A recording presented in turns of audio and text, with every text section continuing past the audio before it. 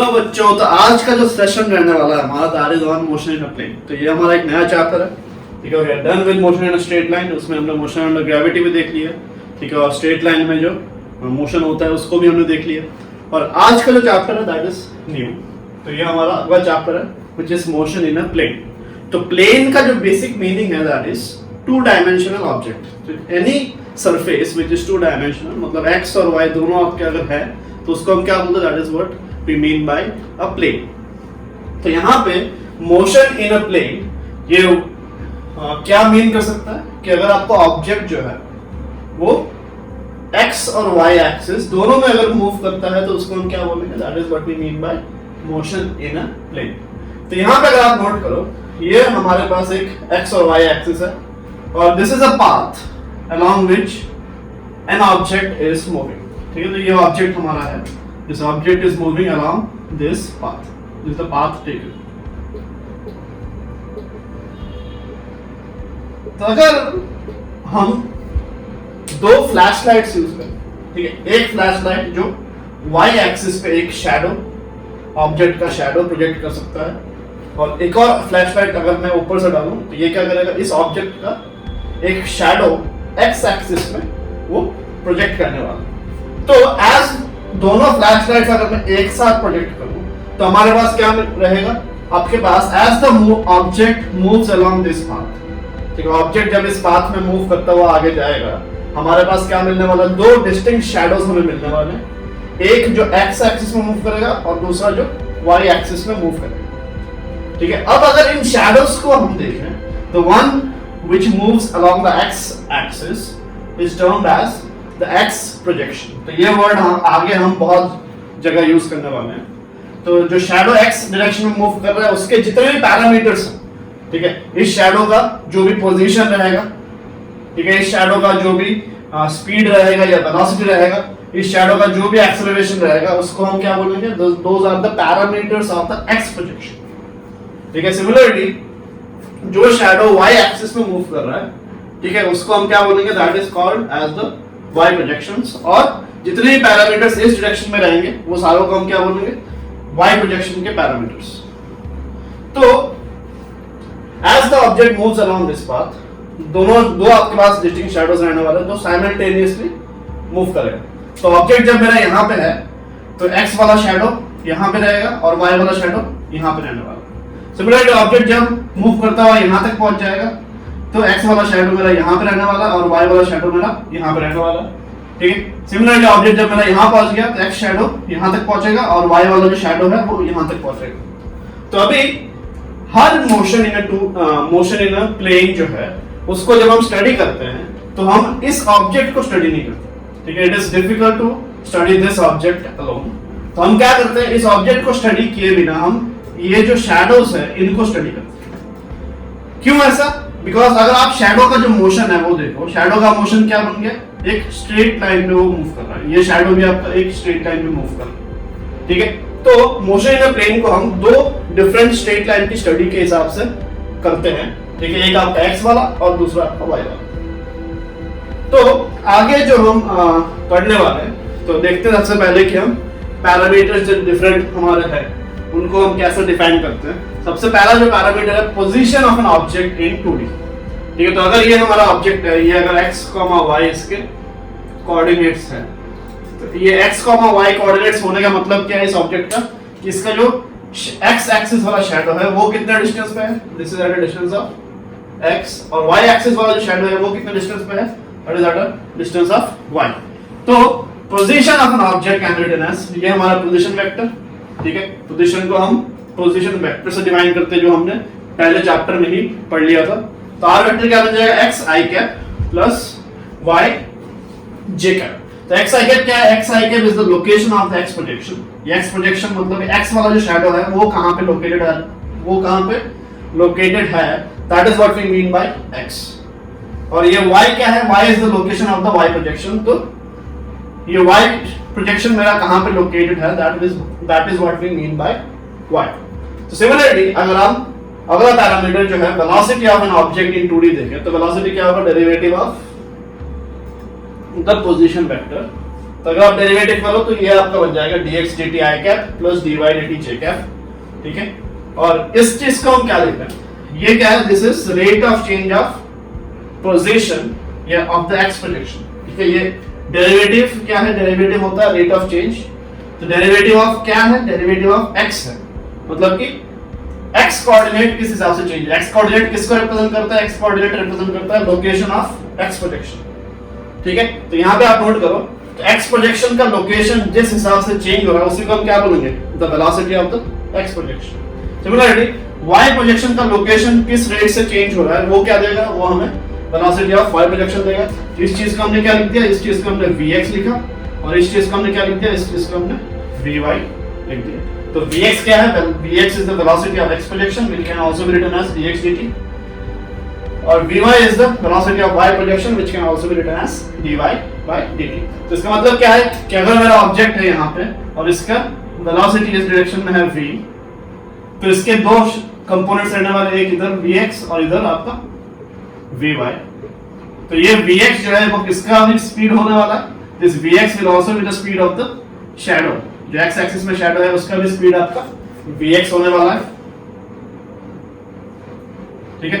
और जो y axis वाला शैडो है उसका भी स्पीड कितना होगा, vy, ठीक है। This is what we mean by velocity of body in two dimension. Similarly अगर आप एक्सेलरेशन ऑफ अ बॉडी में जाओ, if you have the acceleration of a body in 2D, तो वहां पे क्या करोगे आप, वही वेलोसिटी वेक्टर जो हमारा है ये वाला वेक्टर, ठीक है। तो इस वेक्टर को हम क्या करेंगे, इस वेक्टर को डेरिवेटिव करेंगे तो हमें एक्सेलरेशन मिल जाएगा। तो acceleration is derivative of v vector, ये क्या आएगा, v वेक्टर को अगर आप लिख दो तो vx i cap, derivative of vx into i cap, derivative of vy into j cap. Similarly इस चीज को, ये चीज क्या है आपका, rate of change of velocity of vx क्या है, वेलोसिटी ऑफ x प्रोजेक्शन। तो वेलोसिटी ऑफ x प्रोजेक्शन का रेट ऑफ चेंज क्या देगा हमें, acceleration of the x projection, मतलब कि x वाला जो शैडो है, x वाला शैडो कितने एक्सेलरेशन से मूव करेगा वो हमें कहां से मिलेगा, वो हमें एक्सेलरेशन वेक्टर के i कंपोनेंट से मिल जाएगा, ठीक है। सिमिलरली इसको हम क्या बोलेंगे, rate of change of velocity of y projection will be ay, मतलब acceleration of the y projection. तो ये हमारा क्या है, इसको आप dvy by dt ऐसे भी आप लिख सकते हैं, ठीक है। तो यहाँ पे हमें क्या सर्च करना है, जो भी हमारे पास पैरामीटर रहेगा, अगर वेलोसिटी वाला है, ठीक है, तो आई कैप वाला क्या रिप्रेजेंट करेगा, एक्स प्रोजेक्शन का, और जे कैप वाला कंपोनेंट क्या किसको रिप्रेजेंट करेगा, वेलोसिटी ऑफ वाई प्रोजेक्शन। अगर एक्सेलरेशन सिमिलरली है तो एक्सेलरेशन का जो आई कैप वाला कंपोनेंट होगा वो किसको रिप्रेजेंट करेगा, वो एक्सेलरेशन ऑफ एक्स प्रोजेक्शन को रिप्रेजेंट करेगा। और अगर आपका जे कैप वाला कंपोनेंट है वो किसको रिप्रेजेंट करेगा, that would represent the acceleration of the Y projection. तो ऐसे ही हमें एनालाइज करना है। तो entire motion in a plane, चाहे वो प्रोजेक्टाइल मोशन हो चाहे वो सर्कुलर मोशन, हर जगह हम ऐसे ही इसको एनालाइज करते हैं, ठीक है। तो अभी कुछ डिटेल्स में हम जाते हैं कि हम मोशन इन प्लेन में किस किस टाइप का मोशन हम स्टडी करने वाले हैं। तो मोशन इन प्लेन में जो टॉपिक्स हम कवर करने वाले, सबसे पहला टॉपिक रहने वाला है ऑब्लिक प्रोजेक्टाइल मोशन। तो ऑब्लिक प्रोजेक्टाइल मोशन क्या होता है कि अगर हम ग्राउंड से किसी ऑब्जेक्ट को किसी एंगल पे थ्रो करें, ठीक है, तो this is what we mean by an oblique projectile motion. तो ग्राउंड से किसी भी ऑब्जेक्ट को आप प्रोजेक्ट करो एट सम एंगल, तो उसी को हम ऑब्लिक प्रोजेक्टाइल मोशन बोलेंगे। अगला हमारा जो होने वाला that would B horizontal projectile motion, मतलब प्रोजेक्शन आपका हॉरिजॉन्टल होना चाहिए। तो उसके लिए आपको किसी हाइट से फेंकना पड़ेगा, आप ग्राउंड से हॉरिजॉन्टल डायरेक्शन में थ्रो नहीं कर सकते, ठीक है। तो इनिशियली आपने जो थ्रो किया दैट इज हॉरिजॉन्टली, तो this is what we mean by a horizontal projectile motion. ये तीसरा जो केस है that is projectile motion over an inclined plane. Inclined plane कैसा है, इंक्लाइंड प्लेन मतलब होता है कोई भी आपका अगर स्लोप वाला सरफेस है, ठीक है, ऐसा, और इस पे आपने थ्रो किया तो इस पे आके हिट करेगा यहाँ पे। This is what we mean by projectile motion on an inclined plane, ठीक है। तो इसको भी हम स्टडी करेंगे। और चौथा जो हमारा है इसका एक अलग चैप्टर रहने वाला है, ठीक है, सर्कुलर मोशन पे। तो अगर आपका ऑब्जेक्ट सर्कल में घूम रहा है तो that is what we mean by circular motion. तो अभी सबसे पहले तो हम इसी को उठाएंगे, इसको डिटेल में हम स्टडी करेंगे, ठीक है। इस एक को सीख लिया तो आगे के भी उसी टर्म्स पे हैं, उसी के लाइंस पे हैं, ठीक ठीक है। तो ये हमारे लिए नया होगा और इसी के बेसिस पे हम ये और ये दोनों उसी से डिराइव होने वाला है, ठीक है। और इसको हम ध्यान से अभी पहले पढ़ने वाले हैं। तो अभी हम ऑब्लिक प्रोजेक्शन को लेके आगे की स्टडी करने वाले हैं। तो ऑब्लिक प्रोजेक्शन में जो चीजें हम देख सकते हैं, तो यहाँ पे इस पॉइंट से जो हमारा ओरिजिन है, यहां से एक ऑब्जेक्ट को u स्पीड से, ठीक है, u स्पीड से किसी एंगल थीटा पे हमने उसको प्रोजेक्ट किया। तो आगे का जो पाथ है वो कुछ ऐसा होने वाला, that is what we know, ठीक है। हमारा normal day to day experience में ये सब चीजें हम देखते हैं कि किसी ऑब्जेक्ट को अगर आप ऐसा थ्रो करोगे तो वो ऐसा थोड़ी जाएगा, ये थोड़ी देर बाद वापस ग्राउंड तक आने वाला है। तो this is the approximate path जो वो चूज करने वाला है। तो अभी सबसे पहले तो हम देखते हैं कि यहाँ पे हमारे पास गिवन पैरामीटर्स क्या क्या है। तो गिवन पैरामीटर्स जो है दोज आर u, जो इनिशियल स्पीड है, ये आपको क्वेश्चन में गिवन रहेगा। जो आपका थीटा है, इनिशियल थीटा क्या है, the initial angle of projection, ठीक है। इनिशियल कितने एंगल पे आपने ग्राउंड से थ्रो किया, दैट इज थीटा। और g जो कि एक्सेलरेशन ड्यू टू ग्रेविटी है। तो ये तीनों पैरामीटर्स हमारे पास ऑलरेडी क्वेश्चन में गिवन रहेगा। Hence everything, तो जो भी चीज हम आगे निकालने वाले हैं वो u और थीटा और g इन्हीं के टर्म्स में होने वाला था। अब g की जो वैल्यू है वो तो कांस्टेंट है, ठीक है, वो आपको कभी चेंज नहीं हो सकता, that is not to be taken into consideration as well. इसको छोड़ो, ये तो हमें ऑलरेडी पता है कि g की वैल्यू इतनी है। बस u और थीटा जो है यही आपके डिफरेंट क्वेश्चंस में डिफरेंट वैल्यूज दिए रहेंगे। तो सारे जो आपके रिजल्ट्स हैं, सारे रिजल्ट्स हम u और थीटा के टर्म्स में ही निकालने वाले हैं। तो यहाँ पे एक ऑब्जर्वेशन हमारा जो है, as the particle moves around, ठीक है, ये पार्टिकल जैसे आपका इस प्रोजेक्टाइल वाले पाथ में ट्रैवल करता हुआ जाएगा, तो इस पे क्या लगेगा, थ्रू आउट एक एक्सेलरेशन लगेगा डाउनवर्ड डायरेक्शन में, जो कि ग्रेविटी के वजह से रहेगा, ठीक है। तो थ्रू आउट उस पे g लगने वाला है at every location of its journey, ठीक है। तो ओवरऑल एक्सेलरेशन अगर हम बात करें इस प्रोजेक्टाइल पे, एक्सेलरेशन लगेगा throughout the path, that is only g metre per second square in the downward direction, ठीक है। और भी कुछ ऑब्जर्वेशंस हमारे पास हैं। As the particle moves along this path, ठीक है, तो हमारे पास वही, अगर शैडोज के टर्म्स में मैं बात करूं तो एक शैडो ग्राउंड पे जो है, ठीक है, as the particle moves, ground वाला शैडो हमारा यहां से स्टार्ट करेगा, ग्राउंड वाला शैडो ऐसे ऐसे ट्रैवल करता हुआ यहां तक पहुंचेगा। सिमिलरली अगर आप वॉल वाला शैडो देखो या वाई एक्सिस वाला शैडो देखो, ये पार्टिकल के साथ धीरे धीरे ऊपर की तरफ ट्रैवल करेगा और फिर पार्टिकल जैसे जैसे नीचे आएगा वापस वो शैडो नीचे आने वाला है, ठीक है। तो यहाँ पे अगर आप देखो,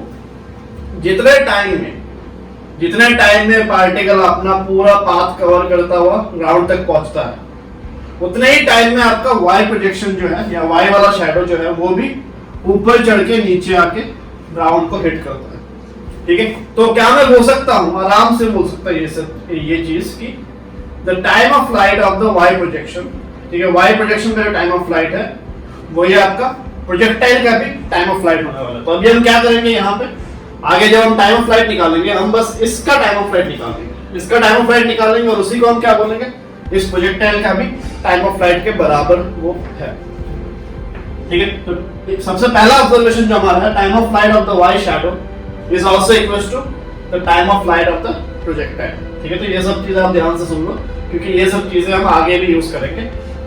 दूसरा जो है, ये जो हमारा है, इसको हम क्या बोलते हैं, एक्स डायरेक्शन में या ग्राउंड पे कितना डिस्टेंस कवर किया प्रोजेक्टाइल ने, that is what we call as range, ठीक है। तो distance moved by the X shadow, X axis पे जो शैडो है उसने जो डिस्टेंस मूव किया कितने टाइम में, जितने टाइम में ये अपना पूरा पाथ कवर करता है, जितने टाइम में आपका वाई शैडो या जितने टाइम में प्रोजेक्टाइल आपका ग्राउंड को वापस आके हिट नहीं करता, तब तक जो डिस्टेंस उसने कवर किया, उस डिस्टेंस को हम क्या बोलते हैं, that is what we mean by the range of the projectile. Distance moved by X shadow during the time of flight is known as the range of the projectile. दूसरी जो चीज है, तो ये हमारा सेकंड ऑब्जर्वेशन था। दूसरा अगर आप नोट करो, ये वाई प्रोजेक्शन, ठीक है, ये वाई वाला जो शैडो है, वाई शैडो मैक्सिमम जितना हाइट तक जाएगा, ये वाई वाला शैडो मैक्सिमम जितना हाइट तक जाएगा, आपका प्रोजेक्टाइल भी ग्राउंड से मैक्सिमम उतने ही हाइट तक जा रहा है। तो this is our third observation, H max. ठीक है, इसको अगर मैं एच मैक्स बोलता हूँ, H max of the Y projection is also equals to the H max of the entire projectile. इस प्रोजेक्टाइल का ग्राउंड से मैक्सिमम हाइट जो भी रहेगा वो वाई शैडो के मैक्सिमम हाइट के बराबर ही होने वाला है। तो यहाँ पे हम आगे क्या करने वाला है, आगे हम जब टाइम ऑफ फ्लाइट निकालेंगे उसके लिए हम क्या करेंगे, वाई प्रोजेक्शन में कितना टाइम लगा है वो निकाल लेंगे और उसी से हमें पूरे प्रोजेक्टाइल का टाइम ऑफ फ्लाइट मिल जाएगा। जब हम रेंज निकालेंगे तो रेंज के लिए हम क्या करेंगे, एक्स प्रोजेक्शन में कितना डिस्टेंस मूव किया टाइम ऑफ फ्लाइट के दौरान वो हम निकालेंगे, वही हमारा पूरे प्रोजेक्टाइल का रेंज के बराबर होगा। और एच मैक्स के लिए हम क्या करेंगे, वाई प्रोजेक्शन जो है वो उसका एच मैक्स कितना है वो हम निकाल लेंगे और वही आपका किसके बराबर होने वाला है, पूरे प्रोजेक्टाइल का maximum height from the ground जो है उसके बराबर भी होने वाला है। ठीक है, तो this are few of the observations which we can make. अभी हम आते हैं इसके जो मैथमेटिक्स वाला पार्ट है उसको समझने में। तो सबसे पहली चीज जो हम डिफाइन करेंगे that is the initial velocity vector. ठीक है, तो इनिशियल वेलोसिटी वेक्टर को हम क्या लिखते हैं, u वेक्टर। तो इनिशियल वेलोसिटी का अगर आप देखो, इनिशियल वेलोसिटी का डिस्क्रिप्शन हमें पता है कि स्पीड हमारा u है और एंगल ग्राउंड से थीटा है। तो इसको अगर मैं वेलोसिटी इसको अगर मैं वेक्टर फॉर्म में कन्वर्ट करूं तो u वेक्टर को हम क्या लिख सकते हैं, इसके दो डिस्टिंक्ट प्रोजेक्शंस हमें दिख रहे हैं। तो ये अगर u है तो एंगल के एडजेसेंट कंपोनेंट को हम क्या लेते हैं, u cos थीटा, और एंगल के अवे वाला जो कंपोनेंट है that is taken as u sin theta. तो u वेक्टर को हम लिख सकते हैं u cos theta i cap plus u sin theta j cap. ठीक है, और अब इससे पहले मैंने ये भी बताया था कि जितने भी पैरामीटर्स हम स्टडी करेंगे उन सारे पैरामीटर्स का i कैप वाला कंपोनेंट किसके साथ एसोसिएट होगा, जाके x वाला प्रोजेक्शन के साथ एसोसिएट होगा, और j कैप वाला कंपोनेंट किसके साथ एसोसिएट होगा, जाके वो y वाले प्रोजेक्शन के साथ जाके एसोसिएट होगा। तो इसका मतलब अगर मेरा u वेक्टर ऐसा है, वी कैन इजीली से दैट ये u cos थीटा किसका इनिशियल स्पीड है, तो u cos theta is the initial velocity of the x projection. मतलब कि ये जो x वाला शैडो था हमारा, x वाला शैडो कितने स्पीड से स्टार्ट हुआ मूव करना, u cos थीटा से मूव करना स्टार्ट हुआ। सिमिलरली ये जो u sin थीटा है इसको हम क्या बोल सकते हैं, u sin theta is the initial velocity of the y projection. ठीक है, तो इसका मतलब क्या है, y वाला जो शैडो है हमारा, y वाला शैडो इनिशियली कितने स्पीड से मूव करना स्टार्ट किया था, u sin थीटा से। ठीक है, तो ये दोनों चीजें these are very much important. आगे हर एक प्रूफ में जितने भी हम डेरिवेशंस करेंगे, time of flight, range, H max, सब में ये दोनों चीजें बहुत काम आने वाले हैं। तो ये चीज आपको याद रखना है, x वाला शैडो u cos थीटा से निकला था और y वाला शैडो जो है वो u sin थीटा से इनिशियली निकला था। ठीक है, बट आगे क्या होगा उसका हम देखने वाले हैं। तो अभी एक और चीज, अगला तो इनिशियल वेलोसिटी वेक्टर आपका डिफाइन हो गया। Now we are going to define the acceleration vector जो हमारा a वेक्टर।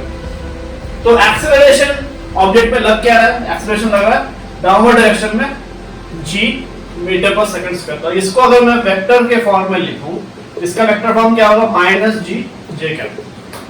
ठीक है, तो एक्सेलरेशन वेक्टर क्या बन गया हमारा, माइनस जी जे कैप, जो कि एक कांस्टेंट है। ठीक है, तो this is very much important because अगर कांस्टेंट है तो इसका मतलब क्या, आगे का जो फर्दर मोशन है उसको हम लॉज ऑफ काइनेमैटिक्स लगा के स्टडी कर सकते हैं। ठीक है, तो लॉज ऑफ काइनेमैटिक्स मेरे प्रोजेक्टाइल के केस में laws of kinematics are valid because the acceleration is what, minus G J cap which is a constant. तो इस पूरे वेक्टर को अगर मैं आई कैप और जे कैप के टर्म्स में लिखूं तो क्या बन जाएगा, आई कैप के साथ आपका 0 आएगा, ठीक है, और जे कैप के साथ आपका माइनस जी आने वाला है। तो एक्सेलरेशन ऑफ एक्स प्रोजेक्शन के अगर हम बात करें तो आई कैप वाला कंपोनेंट क्या होता है, आई कैप वाला कंपोनेंट एक्स प्रोजेक्शन के साथ जाके एसोसिएट होता है। हम डिस्कस कौन सा वेरिएबल कर रहे हैं, एक्सेलरेशन, इसलिए एक्सेलरेशन ऑफ एक्स प्रोजेक्शन कितना है, that is 0। Acceleration of Y projection कितना है, दैट इज माइनस जी। ठीक है, तो हम यहां से क्या क्या चीजें हम इन्फर कर सकते हैं। सबसे पहली चीज जो एक्स प्रोजेक्शन है, ठीक है, एक्स प्रोजेक्शन के पास कोई भी एक्सेलरेशन नहीं है। एक्स प्रोजेक्शन मतलब एक्स वाला जो ग्राउंड पे जो हमारा शैडो चल रहा है उसके पास इनिशियल स्पीड कितना है, u cos थीटा, बट कोई एक्सेलरेशन नहीं है। इसका मतलब क्या है, वो आगे से u cos थीटा के स्पीड से ही चलता हुआ आगे बढ़ेगा हमेशा। ठीक है, तो u cos थीटा ही स्पीड रहने वाला हमेशा, at every point the speed is going to remain the same, which is u cos theta. ठीक है, यहाँ पे भी उसका u cos थीटा, तो हर जगह उसका u cos थीटा स्पीड रहने वाला है x शैडो। तो x projection moves with constant speed as ax आपका 0। तो this is a very important point two note. Similarly अगर आप y प्रोजेक्शन की बात करो, y प्रोजेक्शन में एक्सेलरेशन कितना है, एक्सेलरेशन इज -g। तो एक्सेलरेशन -g हमने कहां पे पहले सीखा था, ये -g वाला एक्सेलरेशन हमने पहले देखा हुआ है कहां पे, वर्टिकल प्रोजेक्टाइल में। ठीक है, तो वर्टिकल प्रोजेक्टाइल में भी आपका एक्सेलरेशन कितना था, -g था। तो यहां पे हम बोल सकते हैं जो y प्रोजेक्शन है, y प्रोजेक्शन का जो मोशन है, motion of y projection is exactly similar to vertical projectile। तो उसके जो रिजल्ट्स हैं, तो y प्रोजेक्शन में वर्टिकल प्रोजेक्टाइल के रिजल्ट्स आपके वैलिड होंगे। ठीक है, तो वर्टिकल प्रोजेक्टाइल में जो जो चीजें हमने निकाली है सब कुछ y प्रोजेक्शन के लिए हमारा y वाला शैडो जो है उसके लिए वैलिड होगा। ठीक है, तो यहाँ पे डिफरेंस क्या है, यहाँ पे डिफरेंस बस एक ही है, एक्सेलरेशन तो चलो -g है, बट वर्टिकल प्रोजेक्टाइल जिसको पिछले केसेस में हमने सीखा है कि u से हमने ऊपर थ्रो किया था, यहाँ पे u की जगह क्या है, u sin theta, initial speed of y projection. ठीक है, तो this is the only difference, मतलब कि आगे हम पिछले जितने भी पैरामीटर्स, जैसे कि वर्टिकल प्रोजेक्टाइल का हमने टाइम ऑफ फ्लाइट निकाला था, hmax निकाला था। ठीक है, तो ये सब चीजों में जहां जहां हमारा u आया था वहां u की जगह हम क्या यूज करेंगे, अभी u की जगह u sin थीटा यूज करेंगे। एंड सिंस x वाला जो प्रोजेक्शन है, since the x projection follows uniform motion, x projection के लिए हमारे क्या इक्वेशन वैलिड होगा, इसमें हम s = vt यूनिफॉर्म मोशन का जो इक्वेशन है, दिस इक्वेशन इज वैलिड। तो यहाँ पे हमें एक्सेलरेशन वाला कोई भी इक्वेशन हमें यूज करने की जरूरत नहीं है। ठीक है, तो this sums up the entire analysis कि आगे हम एनालिसिस कैसे करेंगे इसका। ठीक है, ऑब्लिक प्रोजेक्टाइल मोशन का। तो अभी तो this are the few things which are required. ठीक है, ये सब चीजें आपको अभी रिक्वायर्ड रहेगी आगे जितनी भी चीजें हैं उनको प्रूफ करने के लिए। This are just the prerequisites. ठीक है, तो अभी हम आगे देखते हैं, जितने भी हमने पैरामीटर्स निकालने हैं वो सारे हम निकालते हैं। तो अभी जो हमारे रिक्वायर्ड पैरामीटर्स थे, ठीक है, उनको हम निकाल लेते हैं। सबसे पहला जो हम निकालने वाला that is time of flight. तो टाइम ऑफ फ्लाइट की ऑलरेडी हमने डिस्कस कर लिया। तो सिंस वर्टिकल प्रोजेक्टाइल का जो टाइम ऑफ फ्लाइट है दैट इज 2u/g। ठीक है, तो y प्रोजेक्शन का कितना होगा, u की जगह बस u sin थीटा आएगा।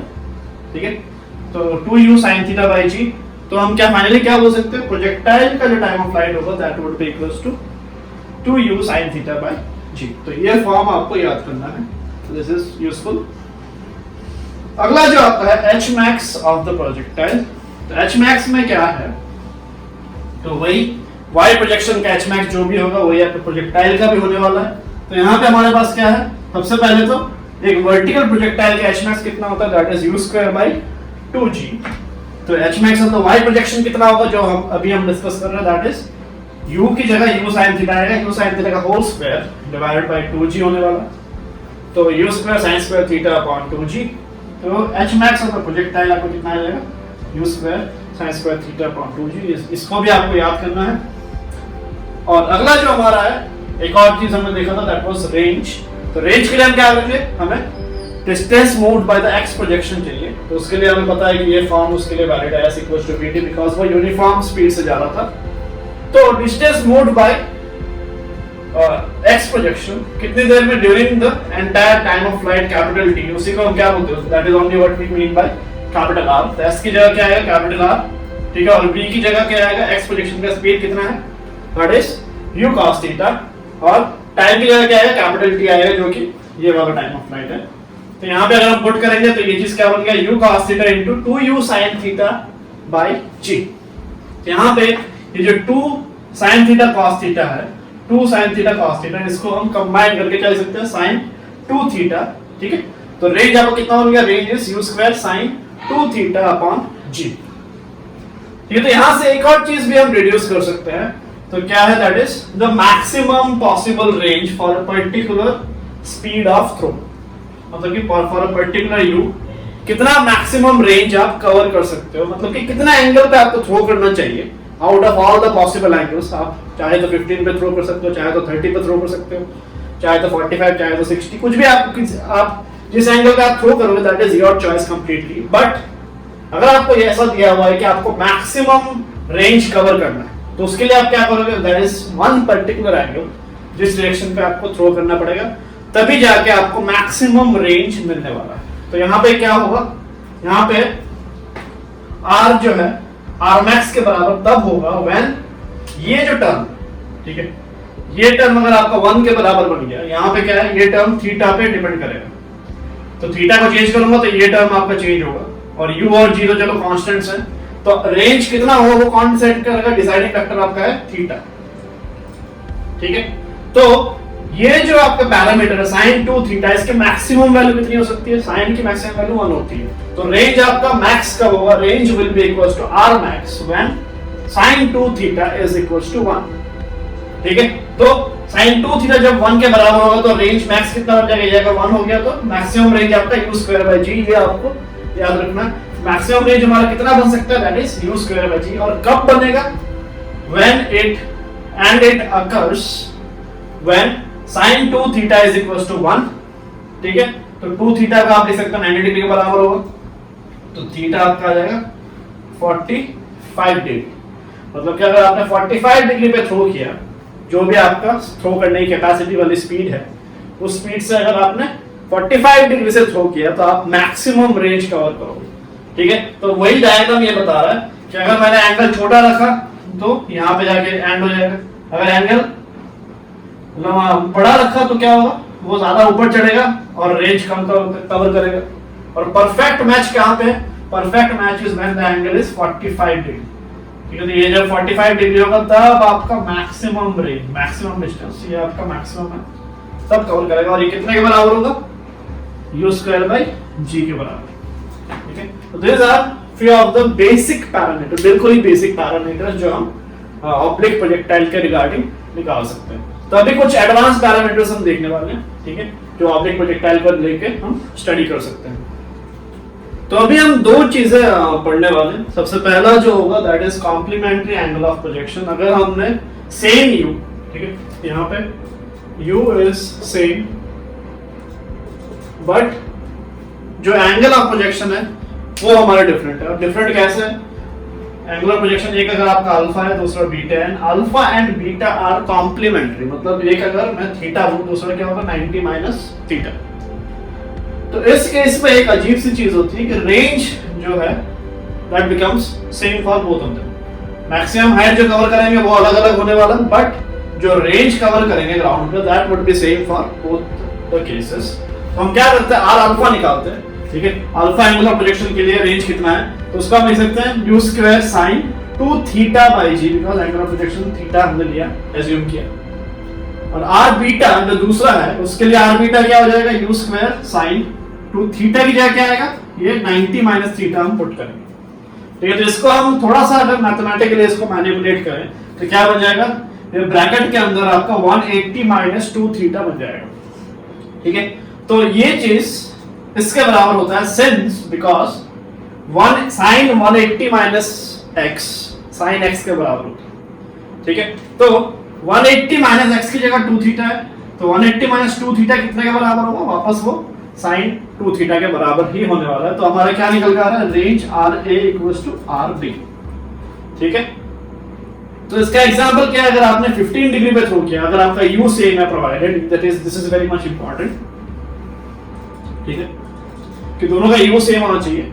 तो अगर एक को आपने 15 डिग्री पे थ्रो किया और दूसरा को आपने 75 डिग्री पे थ्रो किया, ये कॉम्प्लीमेंट्री एंगल्स है, तो आपका रेंज जो है दोनों का सेम मिलने वाला है।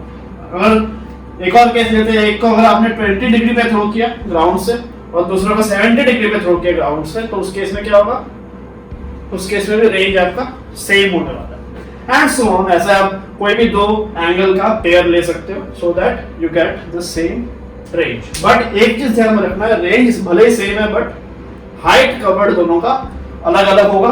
और नॉट ओनली दैट, टाइम जो है, टाइम ऑफ फ्लाइट दोनों का, ये कितने टाइम में यहाँ पहुंचेगा और ये कितने टाइम में यहाँ पहुंचेगा, वो भी अलग अलग होने वाला है। ठीक है, मतलब कि दोनों एक साथ नहीं पहुंचेंगे यहाँ पे, एक जगह पे जरूर पहुंचेंगे बट एक साथ नहीं। ठीक है, तो टाइम का अगर हमें रिलेशन चाहिए, टाइम के लिए भी हम निकाल सकते हैं। टी अल्फा क्या हो जाएगा 2u sin थीटा बाई जी, और टी बीटा कितना हो जाएगा 2u sin 90 minus theta upon g. ठीक है, ये 90 माइनस थीटा को हम क्या लिख सकते हैं, cos थीटा लिख सकते हैं। एक आपका 2u sin थीटा बाई जी बन गया, दूसरा आपका 2u cos थीटा बाई जी बन गया। तो अगर मैं इनका रेशियो लूं तो रेशियो कितने के बराबर आएगा, ये 2u बाई जी दोनों आपके कैंसिल हो जाएंगे और बचेगा क्या sin theta upon cos theta, जो कि आपका tan थीटा के बराबर है। तो this is an important result, ये बहुत बार पूछ लेते हैं।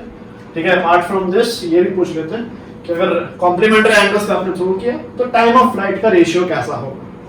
ठीक है, एक और चीज हमारे पास नोट कर दी है, that is the ratio of H max and range of any projectile.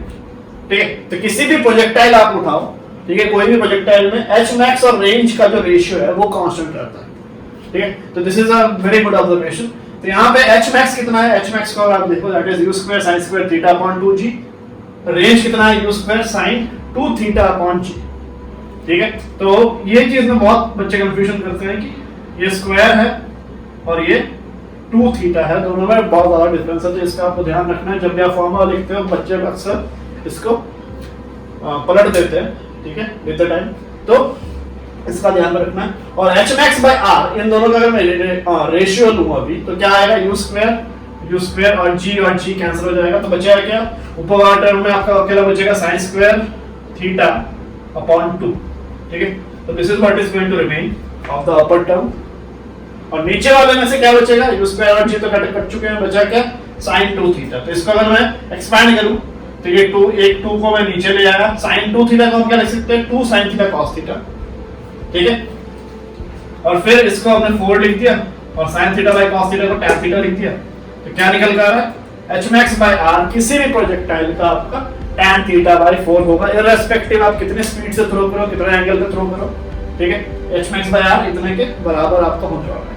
ठीक है, तो अभी जो हम करने वाले that is the vector analysis of the projectile. ठीक है, तो इसके लिए आपको वेक्टर का जो बेसिक चीजें हैं वो पता होना चाहिए। तो अगर आपको वेक्टर याद नहीं हो फिलहाल तो आप वेक्टर का जो नोटबुक है वो आप निकाल के साथ बैठ सकते हो, so that things can get easier for you.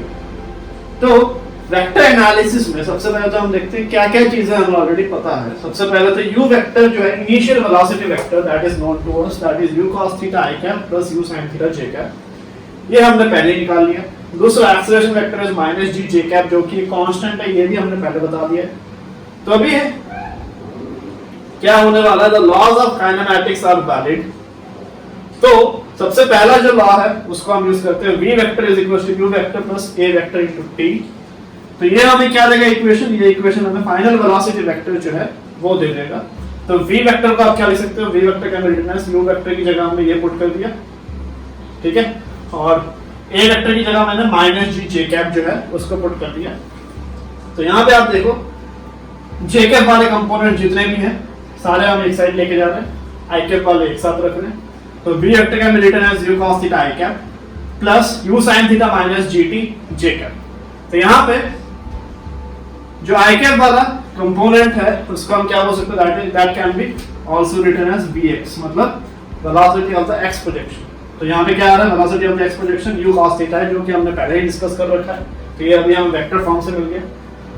और velocity of the y projection, ये j कैप वाला जो कंपोनेंट है वो y प्रोजेक्शन के साथ एसोसिएट होता है। तो सिंस हम वेलोसिटी के बारे में डिस्कस कर रहे हैं तो ये क्या होगा, this is the velocity of the y projection vy।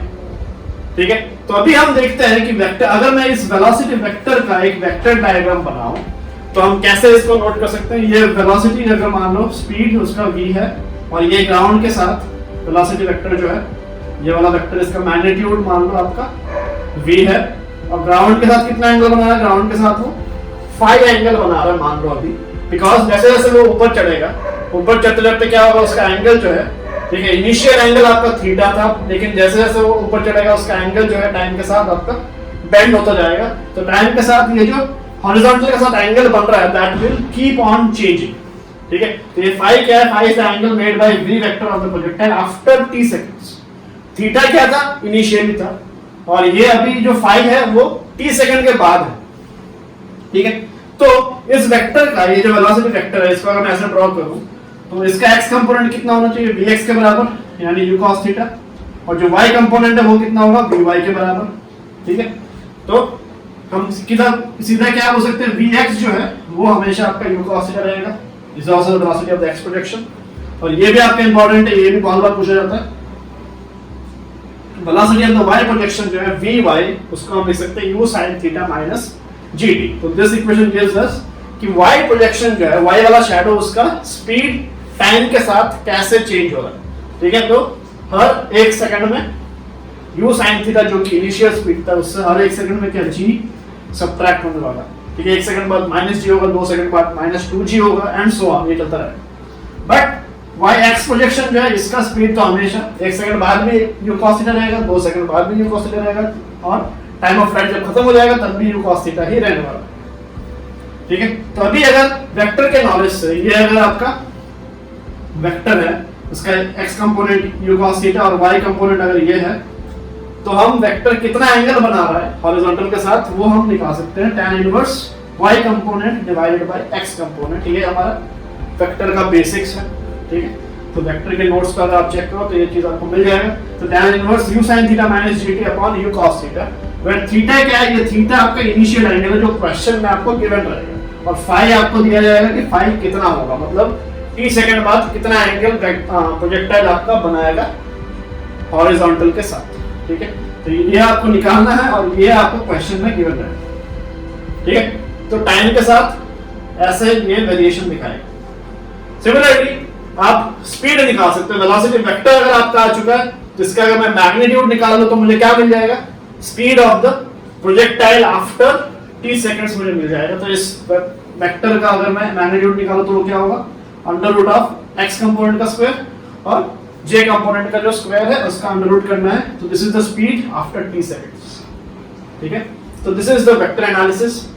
तो अभी हमने क्या किया, we were just using the first equation, equation 1 हमने यूज किया। अब अगर हम इक्वेशन 2 यूज करें, ठीक है, तो यहां से हमें क्या मिल जाएगा, डिस्प्लेसमेंट वेक्टर मिल जाएगा। ठीक है, this is from laws of kinematics, second equation. तो एस वेक्टर क्या हो गया, s vector is u vector t plus half a vector t square.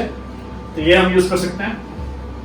तो एस वेक्टर क्या आ जाएगा, एस वेक्टर आपका u की जगह u cos theta i cap plus u sin theta j cap आ गया, और a वेक्टर की जगह क्या आएगा, माइनस g j कैप। ठीक है, इनटू t स्क्वायर। टाइम आपका हमेशा स्केलर होता है हर जगह, इसलिए मैंने टाइम को एज अ स्केलर लिया। ठीक है, time is not a vector quantity.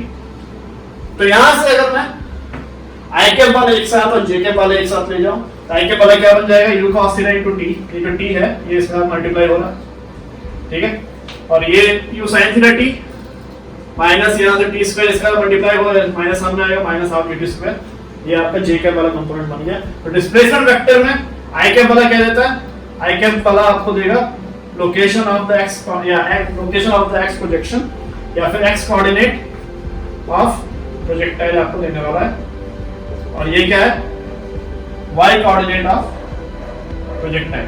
तो दोनों हमें मिल गया। तो x coordinate of projectile time के साथ कैसे वैरी कर रहा है हम बता सकते हैं, u cos theta into t, जो कि ऑब्वियस है बिकॉज़ बॉटम वाला ये जो x प्रोजेक्शन वाला जो आपका शैडो है या x वाला जो शैडो है वो u cos थीटा से मूव कर रहा था, तो t टाइम में कितना डिस्टेंस कवर करेगा, वो u cos theta into t। तो इसीलिए प्रोजेक्टाइल का जो x कोऑर्डिनेट होगा वो u cos theta into t, इस इक्वेशन को फॉलो करेगा। तो this is very much important. Similarly y coordinate projectile का, y कोऑर्डिनेट जो है y शैडो, वो उसका कोऑर्डिनेट टाइम के साथ कैसे वेरी करेगा, दैट इज ये वाला u sin theta t minus half gt square. So these are the things which you can derive from the vector analysis of the projectile. ठीक है, तो आगे अभी हम पाथ इक्वेशन देखेंगे प्रोजेक्टाइल का। ठीक है, तो अभी आखिरी जो चीज है इस पूरे सेशन के लिए, that is the equation of trajectory. तो इक्वेशन ऑफ ट्रैजेक्टरी को हम पाथ इक्वेशन भी बोलते हैं। ठीक है, both are one the same thing. तो इक्वेशन ऑफ ट्रैजेक्टरी निकालने के लिए जो हमें करना है, we need to find the relation between y and x। ठीक है, अकेला y और x जो है वही आपके रिलेशन में होना चाहिए। तो y और x का जो रिलेशन है उसको ढूंढने के लिए हमें क्या क्या करना पड़ेगा वो देखते हैं। तो we already know the variation of x time के रेस्पेक्ट में कैसे वेरी करता है वो हमें ऑलरेडी पता है, y टाइम के रेस्पेक्ट में कैसे वेरी करता है वो भी हमें ऑलरेडी पता है, तो अभी हम क्या करेंगे, इन ऑर्डर टू, अब यहाँ पे इन दोनों में हमें एक रिलेशन ढूंढना है और टी को पिक्चर से एलिमिनेट करना है, ठीक है। तो टी को अगर पिक्चर से एलिमिनेट करना है तो हम क्या कर सकते हैं, सबसे पहले हम पहला इक्वेशन जो इसको उठाते हैं। तो यहाँ पे हम टी की जो वैल्यू है इन टर्म्स ऑफ एक्स, ठीक है, वो हम निकाल लेते हैं। तो टी आपको कितना निकल कर आ रहा है एक्स के टर्म्स में, u cos x upon u cos theta. तो अगर मैं सेकंड इक्वेशन, ये जो इक्वेशन है यहाँ से हमें अभी टी को हटाना है, ठीक है, y तो ऑलरेडी प्रेजेंट है, टी को हटा देना है। तो टी को अगर मैं इस टर्म्स में लिख दूं तो क्या आ जाएगा, टी की जगह यहाँ पे x आ जाएगा, तो आपके पास क्या आ जाएगा, पूरा y और x का इक्वेशन आ जाएगा। तो ये find the equation of the trajectory. तो यहाँ पे हम इसको पुट कर रहे हैं, तो पुट करने के बाद क्या निकल के आता है, तो this is what we get. यहाँ से u और u आपको कैंसिल हो जाएंगे। तो फर्स्ट टर्म आपका tan थीटा होगा, सेकंड टर्म क्या हो जाएगा, नीचे आप बेस में आपका u square cos square theta, ऊपर आपका g। तो यहाँ पे एक मैथमेटिकल स्टेप हम आगे करेंगे, जस्ट इन ऑर्डर, इतना गंदा हमें चाहिए नहीं है, हमें थोड़ा सिंप्लीफाइड फॉर्म चाहिए। तो हम क्या कर रहे हैं, g को हम नीचे ले आते हैं, ठीक है, g को हम डिनोमिनेटर में ले आते हैं, ऐसा बन जाएगा कुछ। और इस पूरे इक्वेशन में multiplied by tan theta divide by tan theta हमने एक एक्स्ट्रा चीज किया, इसका फायदा अभी आपको समझ में आएगा अगले स्टेप में। तो अभी हम क्या करेंगे, इस पूरे इक्वेशन से, इस पूरे राइट हैंड साइड से हम x tan थीटा जो है दोनों टर्म से कॉमन ले लेंगे। x tan थीटा अगर कॉमन ले लिया तो इसमें क्या बचेगा, आपका बस 1 बचेगा, सब तो कॉमन हो चुका है इससे। तो यहाँ पे 1 आया और दूसरे टर्म्स में से यहाँ से एक x चला जाएगा और यहाँ से ये ऊपर वाला tan थीटा चला जाएगा, तो बचेगा नीचे अकेला आपका tan थीटा, ठीक है। तो यहाँ पे अगर आप नोट करो, इसको tan थीटा को आप क्या लिख सकते हो, sin theta upon cos theta, ठीक है। sin theta upon cos theta लिखोगे तो एक cos थीटा यहाँ पे कैंसिल हो जाएगा, तो बचेगा क्या आपका, डिनोमिनेटर में रहने वाला u स्क्वायर, इस 2 को मैंने अंदर डाला, यहाँ से tan थीटा का एक sin थीटा बचेगा, यहाँ पे cos थीटा का एक sin थीटा बचेगा, ठीक है। तो ये आपका फॉर्म नीचे रहने वाला है। तो इसको अगर आप नोट करो, इसको आप u स्क्वायर sin, ये पूरा क्या है, this entire thing is sin 2 theta by g। तो u square sin 2 theta by g क्या होता है, रेंज के बराबर होता है। तो आपका इक्वेशन क्या बन गया, y वर्सेस x का इक्वेशन आ रहा है, y equals to x tan theta bracket में 1 माइनस x बाय r। तो इस इक्वेशन का अगर आप देखो, y जो है, ठीक है, y x के सेकंड पावर के साथ वैरी करता है, ठीक है, यहाँ यहीं पे आपको दिख जाता है। तो y depends on x square, तो इसलिए ये ग्राफ जो होगा, ठीक है, y वर्सेस x का जो ग्राफ मैं बनाऊंगा,